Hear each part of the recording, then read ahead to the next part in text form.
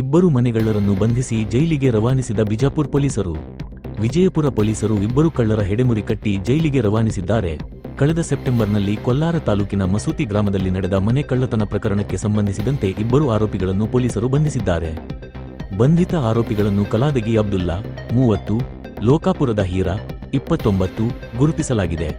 ಆರೋಪಿಗಳಿಂದ ಕೃತ್ಯಕ್ಕೆ ಬಳಸಲಾದ 2 ಮೋಟಾರ್ ಸೈಕಲ್ಗಳನ್ನು ಹಾಗೂ ಕಳ್ಳತನ ಮಾಡಿದ್ದ 4,50,000 ಮೌಲ್ಯದ 40 ಗ್ರಾಂ ಬಂಗಾರದ ಆಭರಣಗಳನ್ನು ವಶಪಡಿಸಿಕೊಳ್ಳಲಾಗಿದೆ. ಆರೋಪಿಗಳು ಮಸೂತಿ ಗ್ರಾಮದ ದಾನಮ್ಮ ಅವರ ಮನೆಯ ಕಳೆದ ಸೆ.19ರಂದು ಬಾಗಿಲು ಮುರಿದು ಮನೆಯಲ್ಲಿದ್ದ 40 ಗ್ರಾಂ ಬಂಗಾರದ ಆಭರಣಗಳನ್ನು ಕಳ್ಳತನ ಮಾಡಿ ಪರಾರಿಯಾಗಿದ್ದರು.